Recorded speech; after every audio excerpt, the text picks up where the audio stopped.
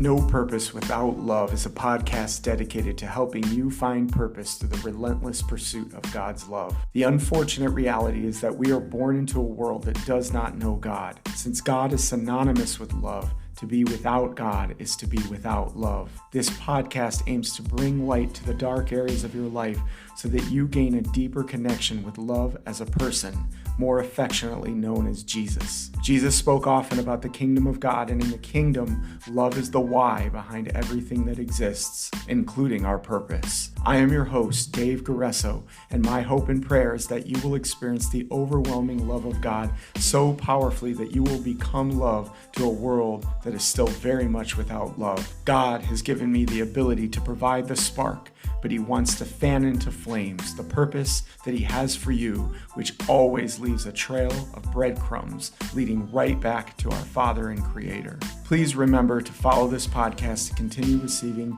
notifications about new episodes as they're released. Now let's get fired up. Hello and good morning, good afternoon, good evening, depending on what part of the world you're from.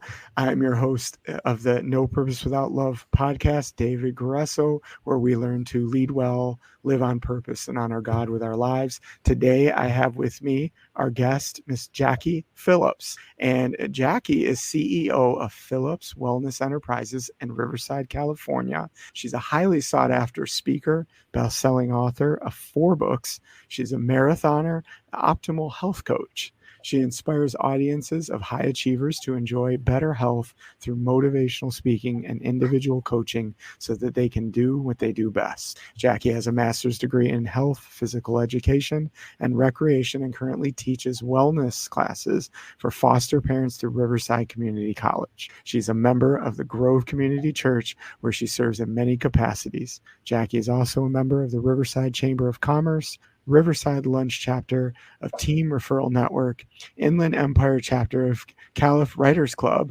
Passionately Speaking, and Christian Business Partners Rancho, Cucamonga. Hopefully I said that right.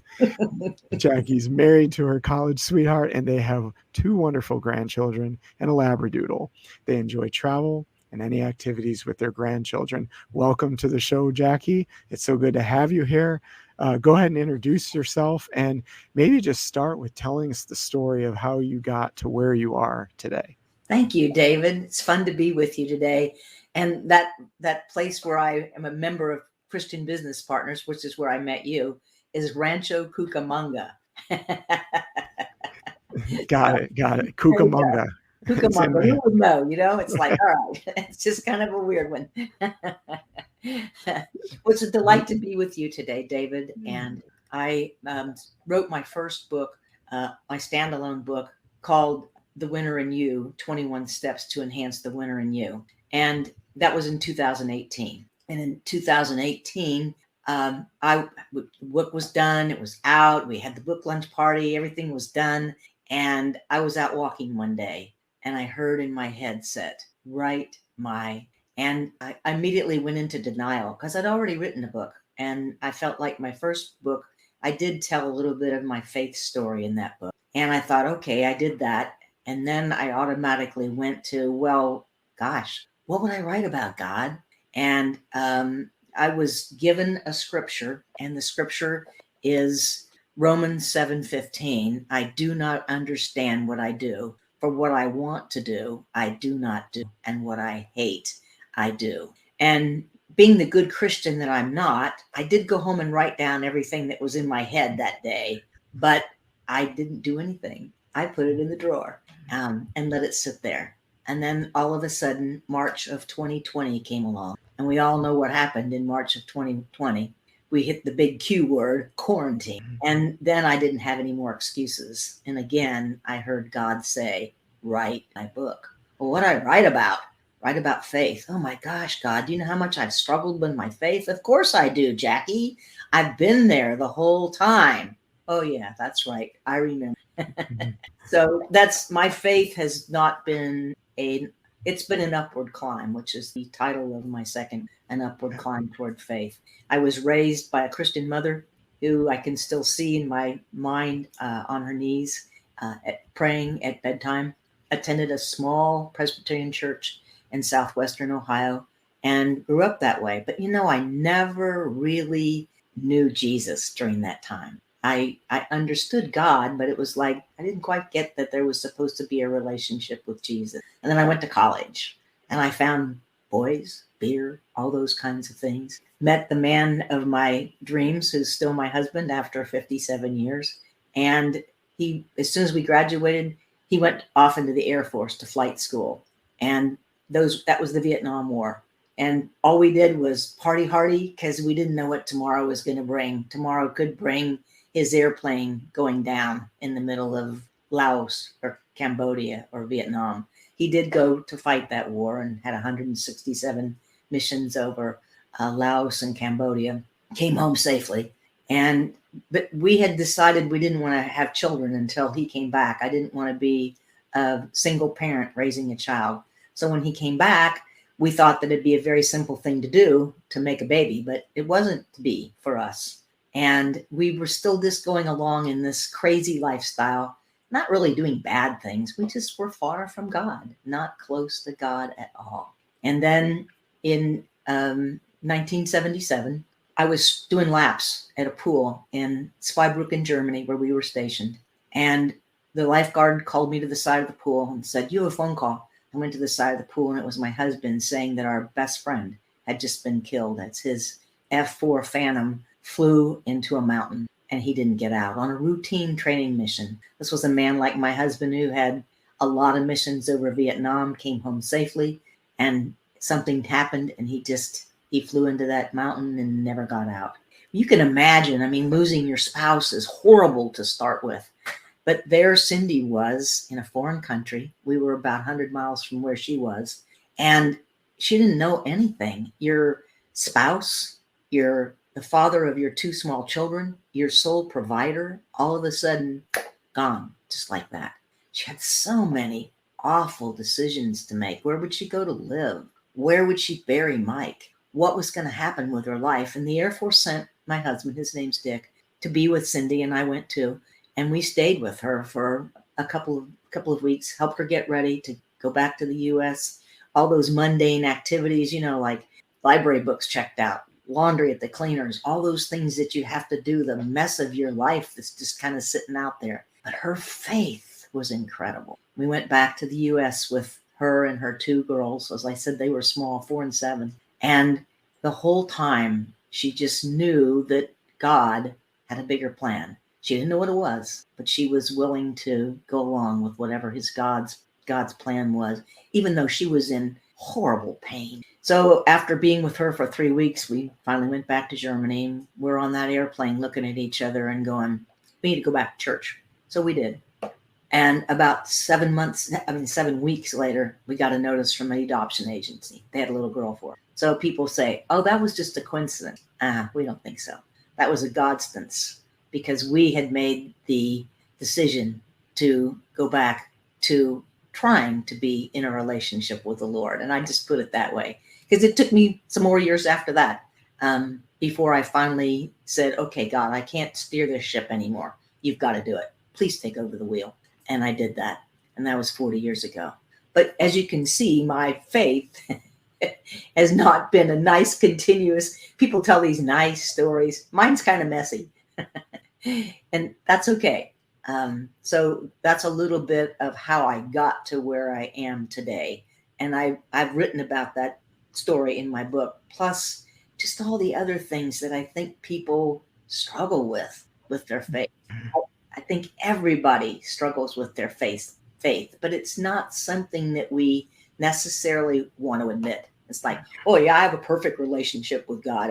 Everything's perfect. All I'm step in step. You're shaking your head. No, we don't, do we? No, not at all. So somebody just said, thanks for sharing. So I know that what you've already said has resonated with some. And I also just, say thank you for your husband's service and his friend. The sacrifices that are made are not unnoticed and are not unappreciated. So, but a few things probably stand out to me so far, right? Is, just from the very beginning, you talked about write my book. we don't often listen when we hear it the first time, right? That and it certainly resonates with me. And this is not the first time I've heard a very similar story, actually, multiple times. And then as you move forward, you make all these plans, and sometimes the plans don't go exactly as you've planned them.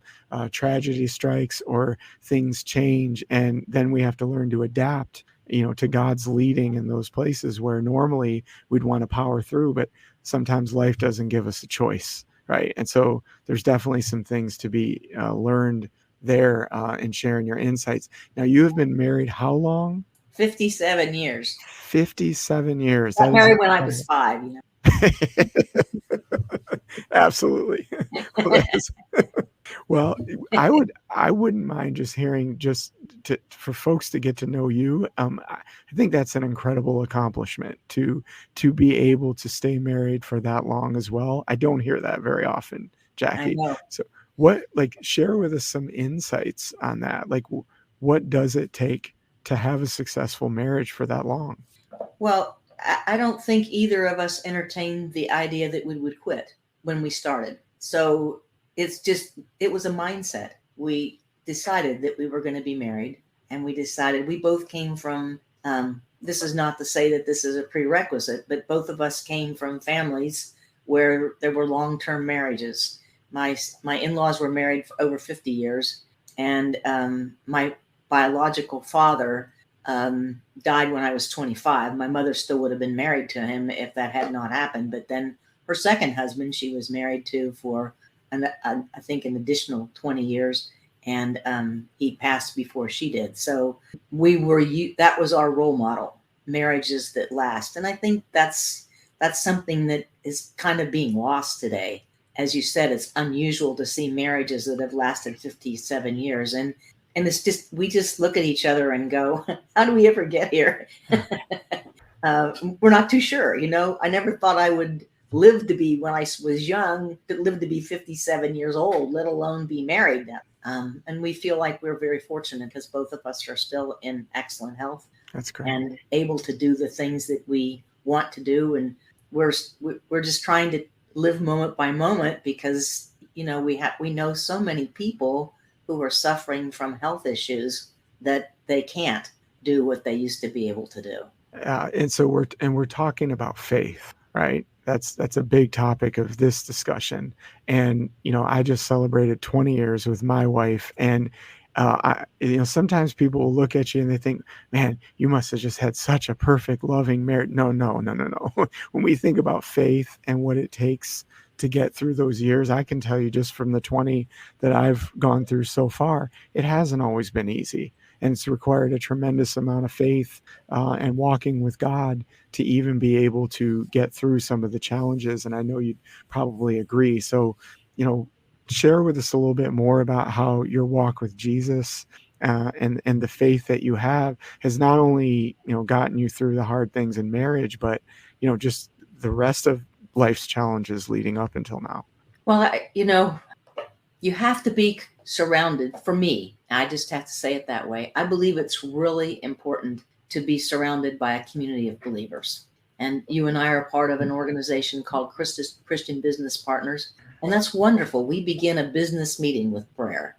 Yes. And how wonderful to be able to open your life up to the Lord in your business as well as in your life. And I think I've had some very faithful friends who've walked beside me for many years. One of them I walked with this morning, and we've been walking or running together for over 30 years.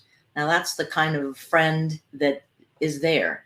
And I think friendships are so important besides your partner who's your friend, but outside relationships and people who check up on you and make you be accountable. Say, hey, how's your faith walk today? I'm also on a Bible app with a friend of mine who lives in Denver, and I'm in Southern California. And we're both doing a study. We read a devotion, we do some verses, we make a comment to each other, and that's our total contact. But we're very connected through that. And I'm just competitive enough to know that I don't want to see her on there first. So I think having a community of believers around you, both of us attend church. We're both active in our church. We're both active. Dick and I are small group leaders in our church. And then he leads a small group in a men's Bible study, and I lead one in a women's Bible study. And I think you just need to be surrounded by people who, when you have some difficult moments, lift you up. And see, I think that's what you're doing with this podcast. You're lifting people up who are having some challenges, because we all do. And when I hear your challenges, I go, oh, well, that's normal. I wish I had you as small group leaders, Jackie, you and your husband, because we could use your mentorship. Thank you. Yeah, no, I couldn't agree with you more, right? That we need people. And this is something that I say often in the circles that I travel in, that we're not supposed to do this alone, right? And I think many try. I think they try. And then sometimes there's that crash and burn moment where you realize I can't. And frankly, even though sometimes I know that, I realize that there are times where I do try, or I'm ashamed of reaching out, or I feel like, a time when it's difficult might be too much of a burden on others. And so I refrain from doing that. But even as recently as this last week or two, I made an effort to reach out to somebody in my circle of trusted friends, and what a difference it made. Like, just to be able to, have love poured into me by somebody who's older and has been through some of the stuff that I've been through, and to give me the confidence that even though it feels hard now, it's going to be okay, because there are some things you can do to move in the right direction, even though life hits hard sometimes. And so thank you for saying that. I speak from experience myself when I say absolutely need a community of believers and others surrounding us at all times to help us through that stuff. Well, Solomon was supposedly the wisest man that ever lived. And Yes. he tells us in Ecclesiastic, two are better than one. Absolutely. And I just believe that we're designed to be in community, Christian community, because we build each other up. 100%. That's crucial Yeah. for all of us. And I think it's just important. People say, "Oh, I do just fine on my own. I can worship God in the trees or at the mountains or at the beach." And sure you can. That's a great place to worship the Lord. But I remember how I felt the first Sunday after we went back into our worship center, after not being allowed to be in it for however long that was. And our church we live where it's warm, so our church did have outdoor services the whole time of COVID. But that first day that I walked back into our worship center, I'm going to get choked up about it right now, because as I walked into our sanctuary that day, I thought, oh, it's so good to be back with my fellow believers. Just envelops you. And there's nothing like singing and praising the Lord together. That's right. That's right. It's when you go into a time of isolation, like the quarantine that we were talking about, you realize just how much you miss and appreciate times like that, when you have the opportunity to be surrounded by people that love you and care, and that really we're all looking in the same direction when it comes down to it. And there's something really special and exciting about saying, look, even though we're all going through different stages in life, God's still here and unifying us together, and you feel like a family, right? So let's talk about this. You use this phrase, and I think it's the title of your book, Upward Climb. But before we get into the book, talk to us a little bit about what does this phrase, upward climb of faith, mean to you? What's behind that? Well, what is behind that is the rest of my story that I realized I didn't finish. And that was, even though we were back going to church, we had adopted our little girl, we had changed some of our ways of life, but I still hadn't given myself over to the Lord totally. I didn't want to give up control, because somehow I thought I had it. Isn't that amazing? A struggle we all go through eventually. I think about it now and I just laugh and I go, oh, Jackie, how silly you have been. And sometimes still am. But I was on a hike. We have a beautiful mountain, and actually the book cover shows that mountain. and it's called Mount Rubidoux. And at the top of that mountain is a cross. So I hiked up the top of that mountain with my friend and saw the sunrise. It's gorgeous, cold, very freezing cold. People think, oh, California is really warm, but what they don't realize is we have extreme temperatures.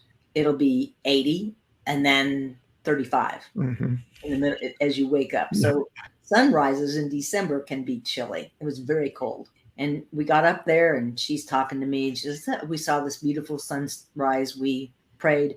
And she said, so what are your goals for this year, Jackie? And I listed off my goals. I always have goals. And she said, so when are you going to give your life over to Christ?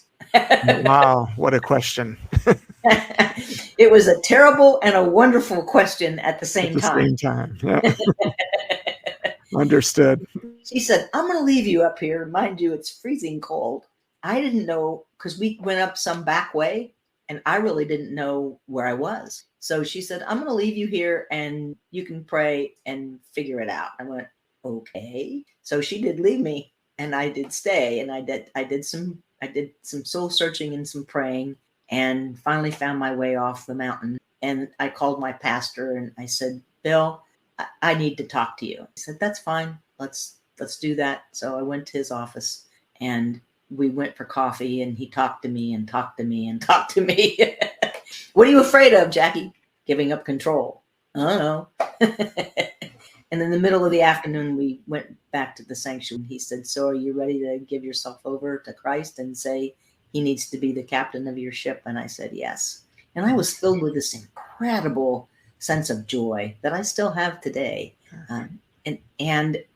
But for me, it was that upward climb, and it was a physical upward climb, climbing up Mount Rubidoux to actually get hit in the head with, are you going to turn your life over to Christ? And I believe I think that's how we are. We are a couple steps forward and a couple steps back, a couple steps forward, a couple steps back. And still, I wish could say I had it all together. I'm almost certain I used that same analogy just weeks ago talking to somebody. I know what you mean. So you talking about the physical climb, right? It reminded me, we have to talk about your running history, and me as a runner as well, certainly not as decorated as you are in that space, but I know how much God can speak to us in the middle of those physical challenges. So talk to us a little bit about, your experience as a runner and how that relates to this story as well. Well, I've been running for over 45 years. And I applaud you because I know you've just done a half marathon. Yay. With your children. That's even better. My oldest daughter and oldest son. Yeah. Mm-hmm. And they made it and you made it. And we did. I think it's just a challenge. And I think anytime we have challenges, it calls on our faith. And we, many times I've done 4 marathons.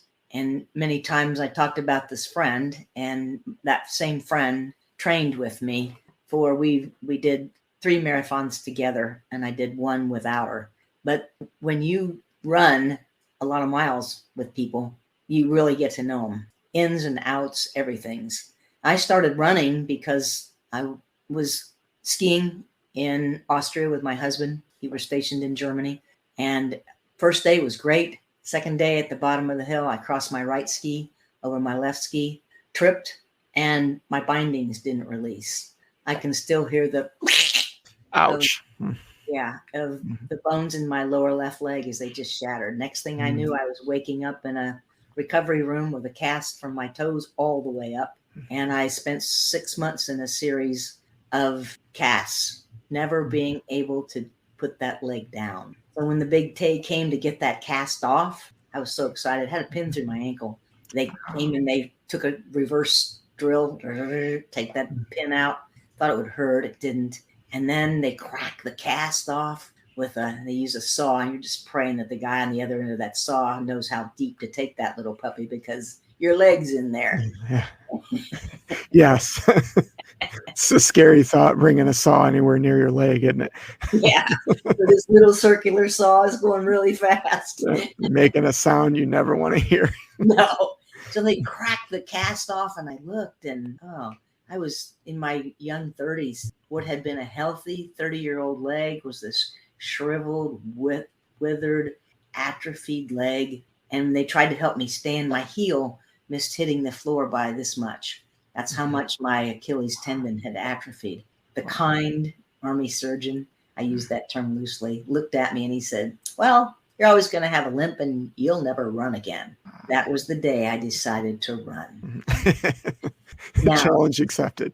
A challenge accepted. Many months of painful physical therapy. And I wasn't following the Lord then. That was pre our friend flying into the mountain experience. But I started to run. And first, I just ran recreationally for about 20 years. And then I decided to want to run a marathon in my 50s. And so that's kind of my running story.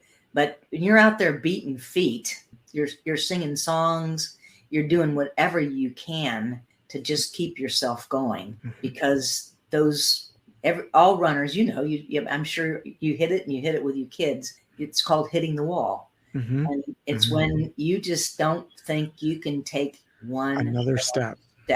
I know exactly what that feels like, Jackie. And it blew my mind. I didn't even know that was possible. I sort of stumbled upon that by accident, by the way. No one had told me. Literally stumbled upon it. Quite literally. You're right. So we would sing to each other. And I had the great privilege training for those marathons of running with my friend's name is Melissa, running together. And she's a woman of deep faith too. And so we just had a no negative policy. And we had some songs that we would sing that when we were just kind of really toughing it out. And we'd begin to pray. And when I run races and see someone that's struggling, I just pray for them, because I know that they're struggling.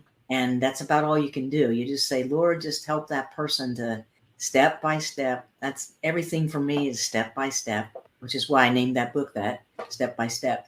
The Lord will help them to walk through those steps. Now, that's not saying you can't. You cannot train. You have to train. That's important. That's your job. That's right. I always laugh and say, not even God can steer a parked car. You got to put it in gear. Right.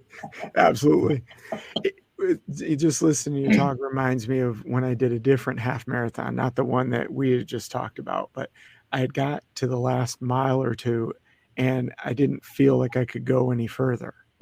And just as I'm starting to feel like I want to quit, there's this giant hill that I could not see the end of in front of me. And I'm like, what am I going to do? And I'm praying at this point, because I'm like, how am I going to make it? And this song comes on my MP3 player. I don't remember the artist or the name of the song, but it just started with, "This is only a mountain." And so you can see where that's going. The song is what propelled me up that mountain, and I didn't quit. I made it to the end. But yeah, it's amazing how little prayer, a little song, and a little bit of God's strength can get you through something when you think you can't take your last step. There's still a lot more in you. Yeah, and I can't think of the song, and you wouldn't want me to sing it for you, but it's "Step by step he'll lead me, and I will follow him wherever he will go." That's the verse. And we used to sing that. I remember in the Athens marathon, that was my dream marathon, to run the Athens, Greece marathon. And my family came, and I had some friends that were there running it with me. And in the middle of the Athens marathon, there's a horrific hill. And my daughter was halfway up the hill, and she was there, and she goes, "Come on, Mom. You get at the top of this hill, it's all downhill from here." And it is, because you run down into Athens. You hit that about maybe 16 or 17, and that's really not a good place to have that hill. Yeah, right. Is there ever a good time to have a hill? I don't know. So just a little bit of a shift now. The name of the podcast is No Purpose Without Love, right? And just in the spirit of transparency for our listeners, I always ask my interviewees, like, what are the things you're most passionate about? And interestingly, Jackie said that, we love because God first loved us. That's something that she's passionate about. And she also believes that everybody has a very specific purpose for their lives. And I think it's interesting that you centered on the love, you centered on the purpose, which so much is my heart, right? How love intersects with purpose. So talk to us a little bit about how you see that intersection looking between God's love and the purpose that he has for our lives. Well, I think my life is an example of God's love because even though I was far from God, not following God, he pursued me and he provided for us. He brought us our most dearest person, our daughter. And even though I was rejecting God, I didn't have a use for God. I didn't think I needed God. I was getting along just fine without God. I'm saying that now, but it's the way I felt. Have to be honest here. You said the spirit of transparency. Yes. And he pursued me. I'm trying to think of the song that is the goodness of God. There it is. And in that song, it talks about God pursuing us with his goodness and his love and his God. That's God. So, we have to be wanting to share that love because it's been given so freely to us. That's what that scripture is that you were quoting. Let us love one another, for love comes from God. Everyone who's been born of God and knows God, whoever does not love does not know God, because God is love. Amen. And that's not dime store love. That's the kind of love that chases after somebody until they finally give up in their 40s and say, okay, God, you got it. But all that time, he didn't give up. So that's why I think telling my story is so important, because God pursued me with an everlasting love that I can't imagine. And his grace. Mm-hmm. Now, what's that have to do with purpose? Well, I believe my purpose right now is to share my faith story with people so that they can realize that we all struggle, that no one in this world is where they want to be. But God wants us to reach out to other people and embrace them and love them, right where they are. Now, is that easy? Oh my gosh, no. It's very difficult. We're all so different. I was out in the backyard several years ago, early in the morning, and I was overcome by a big pecan tree full of blackbirds. These blackbirds were I couldn't tell one from the other. They just all looked like blackbirds to me. Maybe it was not good vision, but they just looked the same. I don't know if they were crows or what they were, but they were all singing. And what they were singing was all different. And so I couldn't tell one bird from another, but God could. And he created each one of them to sing that song, whatever their song was. And see, I think you've been created to sing your song, David. I have been, and anybody who's watching has been too. I don't know what yours is. I'm kind of hoping maybe I figured out what mine is, but I'm not 100% sure about that. But if you don't sing your song, nobody else can sing it, because you have been designed to sing that song, and only you can sing it. And God wants you to sing it however he has designed you to sing it. We laugh because we're different. And sometimes I just say, well, God ought to know that because he created me. Why did he do that? But he knows. He knows why he did. He knows why he created every single one of those darn blackbirds to sing a different song, and us just like those blackbirds. I hope that answers your question. More powerfully than you could imagine. It's interesting, how sometimes you can be in a live interview such as this and something hits you so strongly, you feel the emotion and you didn't see it coming. You're speaking things you do not know right now, Jackie, but couldn't be more true. A lot of the pursuit thing, right? I want to talk about that for a second because it reminds me maybe five-ish years ago, there was someone I hadn't spoken to in a while. And I thought to myself, maybe I should reach out. But then there was this darker thought that came across my mind. They don't really care. Like, they haven't reached out to you. But then God spoke, don't I pursue you? And it hit me so strong at that point. Wow, love pursues. Love doesn't wait for someone to come to you. Love actively pursues. And I never forgot that moment, because that's when I realized that if we want to see real purpose in our lives, to pursue and love is the beginning of all of that. And so, and you're right, you reach this point. Ironically, I am in my 40s, Jackie. You reach this point of full surrender where you realize everyone's going to let you down at some point, right? Everything and everyone at some point will fail you because none of us got it all figured out.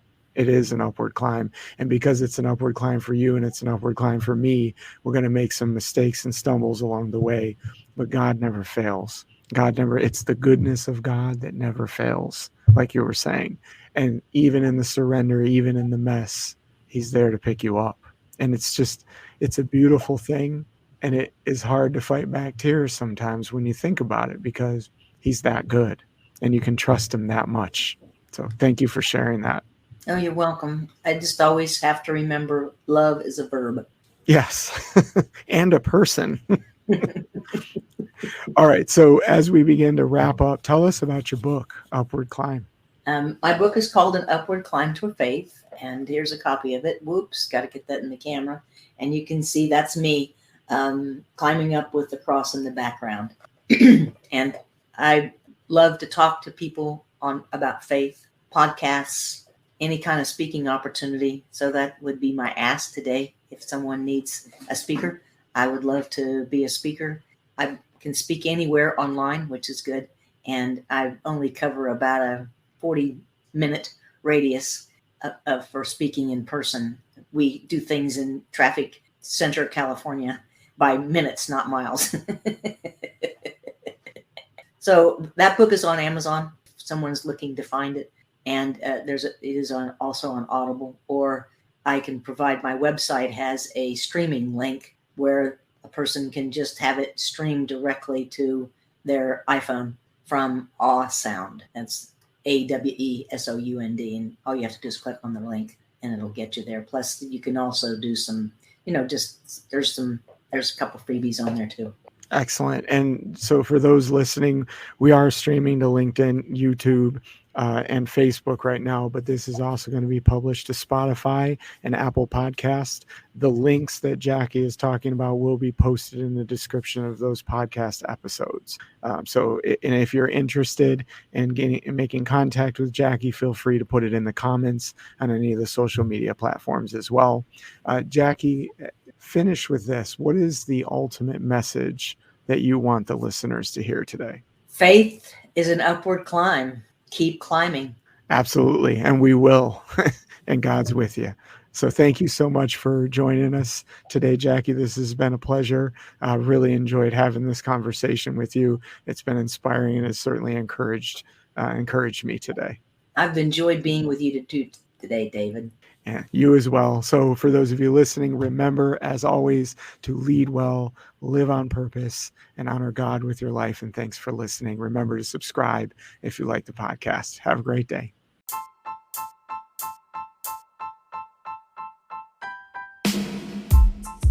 Thank you once again for listening and supporting the No Purpose Without Love podcast. If you like what you've been hearing, please remember to follow this podcast to continue receiving notifications about new upcoming episodes. For more information about how to start your own purpose-filled journey or to get in touch with me, you can start my online course by going to courses.beaconleaders.com, or you can email me at info@beaconleaders.com. You can also visit my website at www.davideguerreso.com. I will post these links and others in the description section of each episode as well. So until next time, remember to lead well, live on purpose, and honor God with your life.